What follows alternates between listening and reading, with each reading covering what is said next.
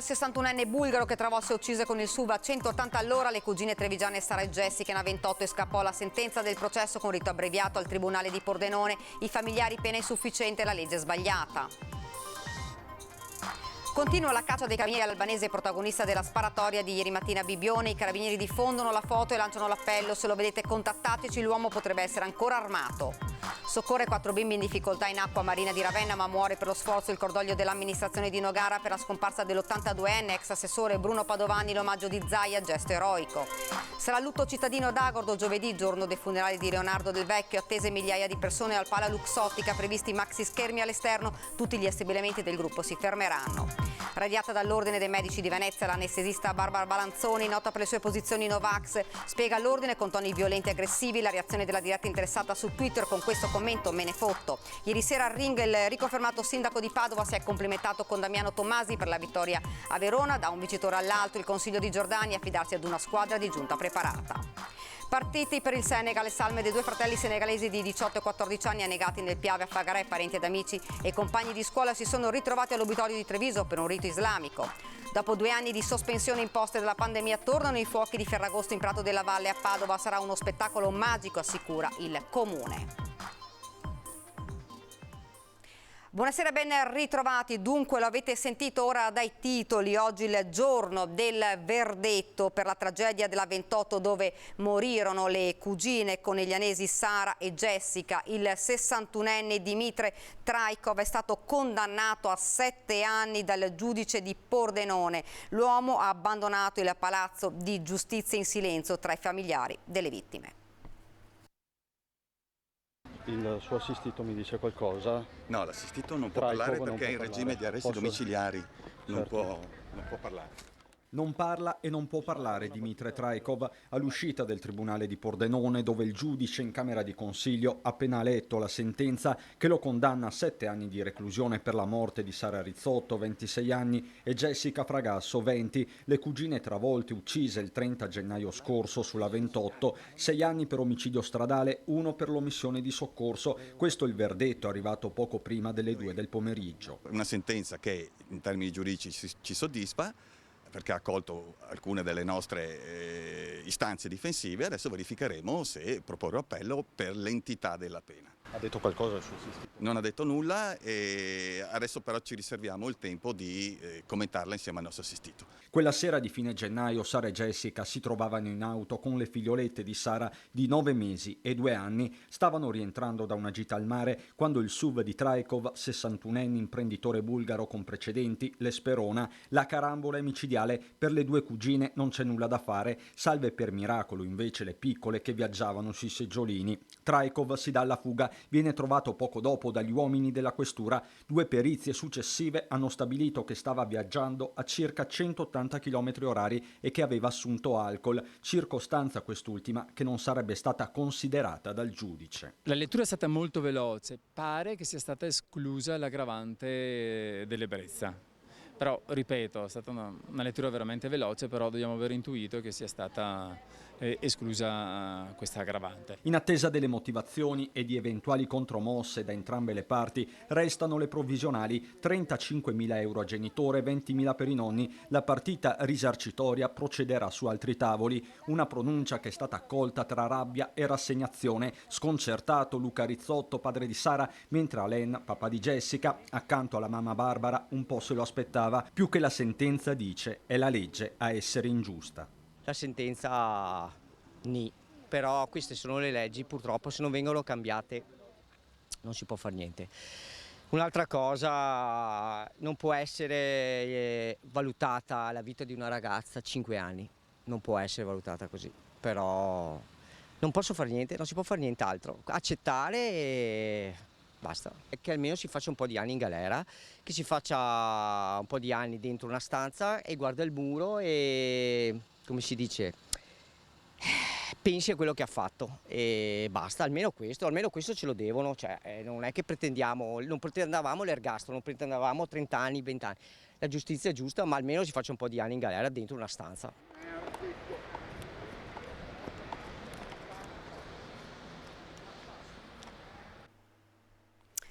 Non è giusto, dice la nonna di Sara, Loredana, per me Sara era tutto, è dura andare avanti così.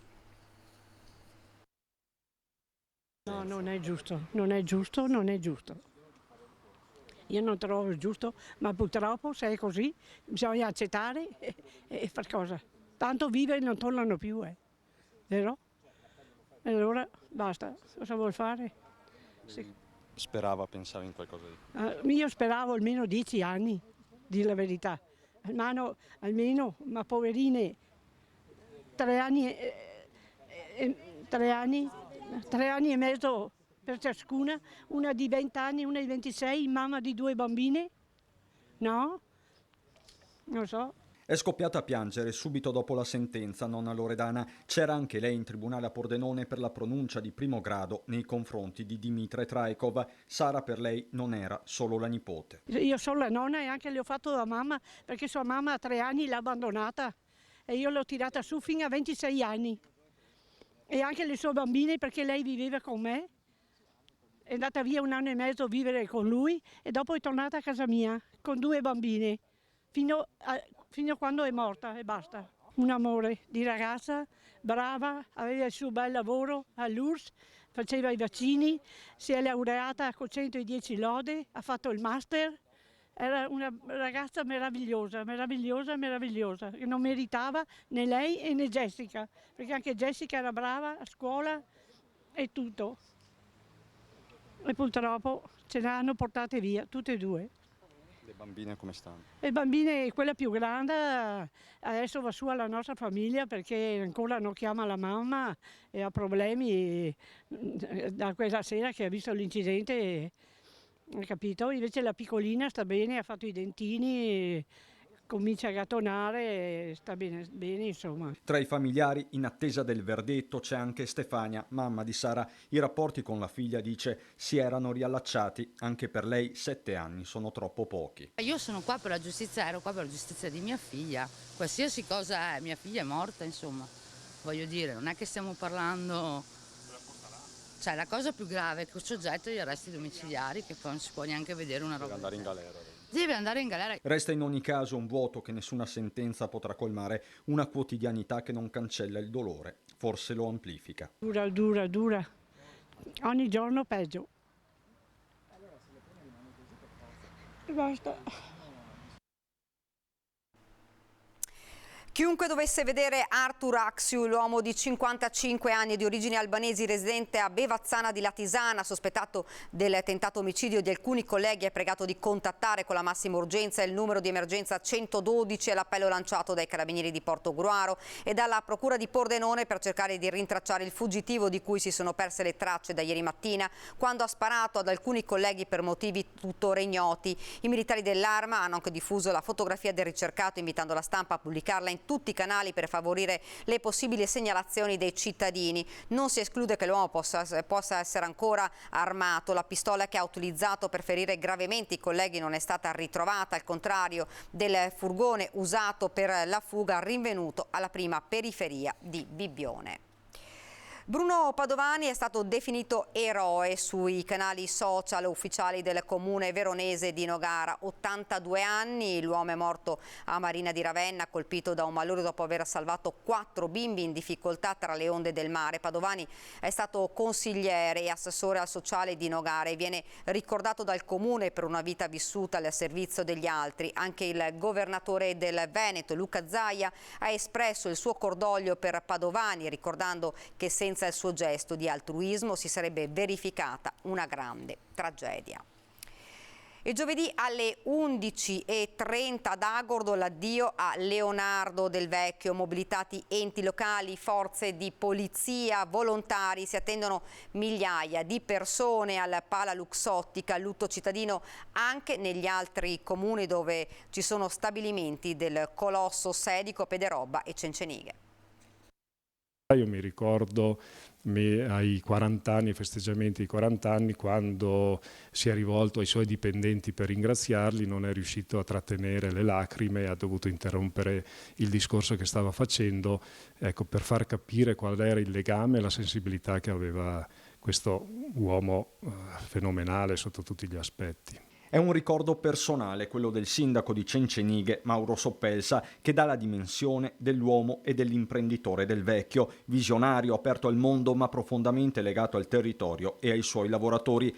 Agordo, in vista dei funerali di giovedì, ha proclamato il lutto cittadino, ma il cordoglio ufficiale coinvolgerà tutti i territori veneti dove sorgono stabilimenti del Colosso dell'Occhiale. Lo stiamo facendo come filiali assieme ai comuni di Sedico e di Pederobba. Al Pala Luxottica, che prima ospiterà la Camera Ardente, poi le esequie celebrate dal vescovo di Belluno Feltre, sono iniziati i lavori per predisporre un evento che richiamerà migliaia di persone, istituzioni, privati cittadini, imprenditori, gli stessi lavoratori che sospenderanno le attività. Mobilitate le forze dell'ordine e la protezione civile, si studia un piano straordinario per la viabilità. Il Pala Luxottica potrà ospitare 5.000 persone, ma se ne prevedono molte di più. Saranno attivati maxi schermi in ogni angolo della conca. Noi qui a Cencenighe stiamo mettendo a disposizione una sala del No Filò, quindi abbiamo 380 posti, eventualmente nel caso in cui ci fosse un eccesso di affluenza ad Agordo c'è la disponibilità, siamo in contatto con gli uffici di Luxottica perché parte delle persone possano partecipare in diretta al funerale qui da Cencenighe. In valle il cordoglio è forte, così come i timori che adesso, senza il grande vecchio che in tanti pensavano immortale, qualcosa possa cambiare. Sarà un disastro, perché manca veramente, perché è l'unica persona che ha fatto qualcosa per la gente, almeno di queste valli. Mi sono da 50 anni qua e lo so cosa vuol dire Luxottica. Io ho mio nipote, mio fratello, mia cognata, tutti lavorano in Luxottica. Speriamo di no, ma non so se sarà come prima. Anche se sicuramente lui ha fatto in modo di tutelarci, però non si sa mai. Ma penso che lui abbia fatto il possibile per noi. Per Cencenighe come l'Agordino in generale è stata una perdita colossale, diciamo. Mai paura e resta in pace Leonardo. Soltanto una settimana fa negli studi di Ring il giornalista e scrittore trevigiano Tommaso Ebart raccontava al vice direttore Ferdinando Avarino alcuni passaggi del suo libro sulla vita di Del Vecchio, come il significativo aneddoto dell'infanzia in orfanatrofio a Milano per il futuro creatore dell'impero Luxottica.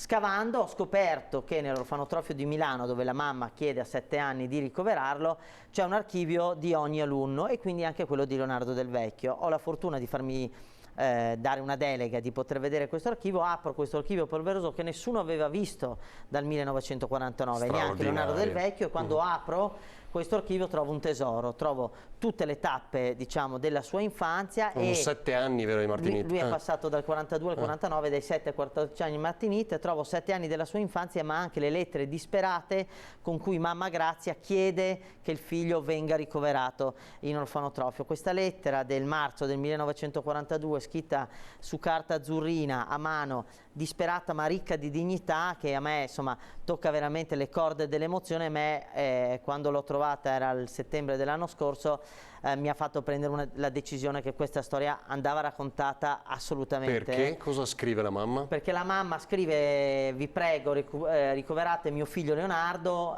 perché rischia una disgrazia, io lo devo lasciare solo tutto il giorno perché devo lavorare come operaia, lui è lasciato solo, prima che gli succeda qualche disgrazia vi prego prendetelo in orfanotrofio anche per dargli una migliore educazione. Quindi lui va lì per evitare la strada, no? La mamma è preoccupata. E loro stavano nelle case minime. Cosa sono? Perché loro abitano nelle case popolari che il regime fascista costruisce a Milano per gli ultimi degli ultimi. Si chiamano case minime, sono case che erano in periferia nel 1930 e sono in periferia anche nel 2020. Sono le stesse case popolari in cui 80 anni dopo nasce e cresce Gali, ad esempio, proprio nelle case di Baggio, di Via delle Forze Armate. Alloggi popolari senza nessun fronzolo, 20 metri quadri in cui vive tutta la famiglia Del Vecchio. Lontane, mamma Grazia deve camminare un'ora, un'ora e mezza per andare al lavoro. Leonardo a 7 anni è lasciato solo in questi grandi cortili in cui i bambini crescevano da soli e mamma Grazia preoccupata, si faceva male, si tagliava, aveva un bimbo che giocava. Un bimbo che giocava, sì. E anche particolarmente sveglio, quindi dice ricoveratelo. Sarà la sua fortuna, come dice lui, perché? Perché Leonardo Del Vecchio al Martinit impara un mestiere, il mestiere dell'incisore, e inizierà a trovare subito un lavoro a 14 anni. Questo è il motivo per cui esce dall'orfanotrofio, poteva rimanere fino a 18, ma aveva già trovato un lavoro come fiol de bottega, come dice lui, per fare l'incisore in una fabbrica che fa medagli, e lì inizia ad incidere e a un certo punto gli passano per le mani un paio di occhiali a cui doveva fare un fregio. Vede gli occhiali e capisce che è molto bravo manualmente anche a fare gli occhiali, a fare parti di montature, e da lì inizia la sua avventura. Allora. Ed ora la cronaca, paura per una bambina vicentina di 8 anni ricoverata da domenica all'ospedale San Bortolo in condizioni critiche. È ricoverata da domenica pomeriggio in terapia intensiva pediatrica all'ospedale San Bortolo. A 8 anni la bimba vicentina, le cui condizioni sarebbero in leggero miglioramento. Come specifica l'Ulsotto, il Covid, a cui sarebbe risultata positiva, non c'entra assolutamente niente. La sua situazione non è correlata al virus. Per motivi di privacy, l'azienda sanitaria non rivela la causa che ha portato la bimba al ricovero in rianimazione. Ieri sera a Ring il riconfermato sindaco di Padova si è complimentato con Damiano Tommasi per la vittoria storica. Da un vincitore all'altro, il consiglio di Giordani affidarsi ad una squadra di giunta preparata. Sono felice per Damiano Tommasi, intendo, nuovo sindaco, è una bella persona, non ha esperienza politica come ce l'avevo io, o forse non ce l'ho ancora io, però è una bella persona e penso farà molto bene a Verona. Forse proprio una non violenza verbale, misurare le parole ha portato risultati a lui e anche al sottoscritto. Una campagna elettorale dai toni pacati, senza mai offendere o fare polemiche. Questo è il segreto del successo, svela Sergio Giordani, che poi consiglia: bisogna sempre affidarsi a persone competenti per creare la squadra di governo. Io ho avuto una fortuna incredibile, ho una giunta e un consiglio bravissimi. Perfino l'opposizione deve essere stati bravi, perché hanno fatto opposizione con responsabilità. Io prendo solo un piccolissimo merito, che ho pacificato la città. Non serve fare liti in continuazione, la gente è stanca, la gente ha bisogno di essere tranquilla, ha bisogno dello stipendio di garanzia, ha bisogno di stare bene, di stare insieme, non ha bisogno di altro. Il merito che si prende il sindaco Giordani è quello di aver pacificato la città, portando avanti grandi opere per il futuro. Ora però, dopo l'emergenza sanitaria, bisogna affrontare un'altra, quella della siccità. E ognuno di noi deve fare un piccolo sforzo di responsabilità. Non si può sempre accusare gli altri. Non hanno fatto questo, non hanno fatto quello. Cominciamo ognuno di noi a comportarsi in maniera seria. Non sprecare. È chiaro che l'aspetto meteorologico non ci tocca, non tocca a noi. Ma come l'energia. L'energia non si può più sprecare. Noi abbiamo un costo energetico anche come comune. Siamo in difficoltà, come tutti i comuni capoluogo di provincia. Per cui lo spreco bisogna evitarlo. L'Ordine dei Medici di Venezia ha radiato l'anestesista Barbara Balanzoni per il suo comportamento Novax, ma lei va avanti determinata. Ovviamente me ne fotto di Venezia, come prima del resto. Così Barbara Balanzoni, la dottoressa divenuta famosa per le sue posizioni Novax, ha commentato sul suo profilo Twitter la comunicazione arrivata ieri dall'Ordine dei Medici di Venezia in cui si comunica la sua radiazione. Cosa che non ha scosso particolarmente il medico, che ha prestato servizio in rianimazione a Venezia e attualmente lavorava come anestesista libera professionista tra Veneto e Piemonte. Dopo una lunga istruttoria, la commissione ha dunque deciso di allontanarla definitivamente dalla professione, ma il presidente dell'ordine veneziano, che non vuole entrare nel vivo della questione, spiega. Al momento lei ha un mese di tempo, è specificato, per accettare la radiazione, va bene, o fare ricorso in commissione centrale. Facendo ricorso in commissione centrale, il ricorso sospende la sanzione fino all'esame del secondo grado. Quindi tu puoi accettare la sanzione e un mese di tempo per farlo, oppure puoi fare ricorso e ci comunichi il ricorso. Guarda, tu mi hai dato una sanzione, io ti ho fatto ricorso in commissione centrale. Perfetto, a questo punto il ricorso blocca l'effetto della sanzione, va bene? Fino al giudizio della commissione centrale. Di fatto, fino a che Balanzoni non risponderà, la radiazione non è effettiva, ma lei al momento tira dritto e dopo un primo commento ha pubblicato il documento con i nomi dei medici in commissione additandoli. Ecco gli eroi. Un comportamento ritenuto molto grave dalla Commissione per svariati motivi, spiega Leoni. Dall'aver tentato di convincere i cittadini a portare teorie che ad oggi non sono accreditate in alcun modo, screditando anche il lavoro dei colleghi, conclude Leoni. Non dispiacetevi, scrive, c'erano due possibilità, diventare assassina o battermi per non esserlo. Ho scelto la seconda, punto. Un gruppo di cittadini bassanesi questa mattina è stato ricevuto in Consiglio regionale dove ha consegnato una raccolta firme in cui denunciano i disservizi costanti nell'ULSS 7 Pedemontana. Sono quasi 3.000 le firme che questa mattina un gruppo di cittadini bassanesi ha consegnato al vicepresidente del Consiglio regionale Nicola Finco per denunciare, come fanno ormai da troppo tempo, il malfunzionamento dell'ULSS 7 Pedemontana, con tutti i disagi che comporta, in primis le lunghissime liste d'attesa. È la prima volta in questa legislatura che il Consiglio regionale accoglie dei cittadini e le proteste, quindi sottoscritte, quindi le firme che i cittadini hanno portato nel territorio direttamente in Consiglio regionale. Ecco, questo credo sia un evento positivo. I cittadini hanno spiegato a Finco e agli altri capigruppo le motivazioni che li hanno portati alla raccolta firme, chiedendo risposte alla politica, perché con la salute non si scherza. Sono cittadini che ci portano problemi oggettivi, cioè anch'io quotidianamente incontro persone con le più svariate problematiche che gran parte sono proprio a livello organizzativo. Soluzioni insomma se ne possono trovare diverse e ovviamente quello che faremo noi come Consiglio regionale è dare un indirizzo chiaro sia alla Giunta ma anche al direttore generale che prenda in mano la situazione e riporti il San Bassiano adesso a un ospedale di altissima qualità, visto che insomma da sempre la sanità bassanese è riconosciuta come un'eccellenza. Proprio ieri c'è stato un incontro tra il direttore generale dell'ULSS 7 Carlo Bramezza e l'assessore regionale alla sanità Lanzarin, ma senza esito. È stato un incontro che è stato un po' deludente, non abbiamo avuto le risposte che chiedevamo. Sono stati presentati dei numeri, non c'è l'impressione della consapevolezza della difficoltà, non c'è la volontà di ascoltare i cittadini da parte dell'assessore regionale. Ecco, ascolto che invece abbiamo trovato oggi qui in Consiglio regionale, perché questa non è una battaglia partitica, non è una battaglia politica, è una battaglia fatta per i cittadini, con i cittadini, per la salute della nostra zona e di tutti i cittadini. Non è volersi intestare una battaglia politica, ma è voler lavorare per il bene di tutti.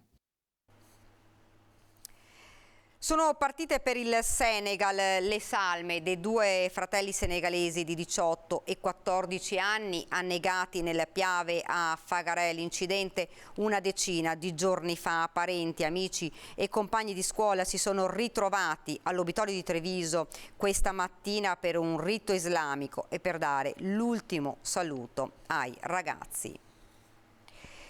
Ed ora ci spostiamo nel Padovano. Dopo 2 anni di sospensione imposti dalla pandemia, tornano i fuochi di Ferragosto in Prato della Valle. Sarà uno spettacolo magico, assicura il Comune, uno spettacolo da non perdere. E questa era la nostra ultima notizia. Vi lascio ovviamente alle nostre previsioni del tempo. Grazie davvero per averci seguito e buona serata.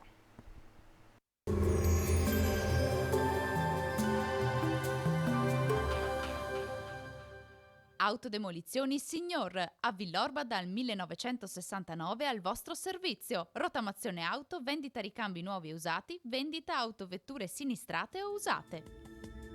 Benvenuti al meteo. Dopo il veloce passaggio temporalesco, il tempo torna ad essere in prevalenza stabile, con l'anticiclone ancora più forte. Vediamo il dettaglio di mercoledì 29 giugno. Sul Veneto avremo un ampio soleggiamento, cielo sereno o al massimo poco nuvoloso.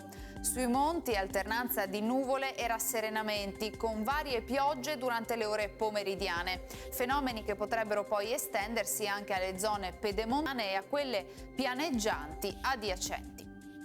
Temperature senza particolari variazioni, minime tra 20 e 24 gradi, massime invece comprese tra i 29 e i 33 gradi. Spostiamoci ora sul Friuli Venezia Giulia, su pianura e costa cielo poco nuvoloso. Sui rilievi in giornata sarà possibile qualche rovescio o temporale sparso. Temperature minime tra 20 e 24 gradi, massime sui 30-32 gradi. Infine spostiamoci sul Trentino Alto Adige, anche qui sarà soleggiato inizialmente, nelle ore pomeridiane più instabile con locali acquazzoni sparsi. Temperature minime intorno ai 16-17 gradi, massime infine sui 30 gradi all'incirca. Dal meteo per ora è tutto, vi auguro come sempre un buon proseguimento con Antenna 3.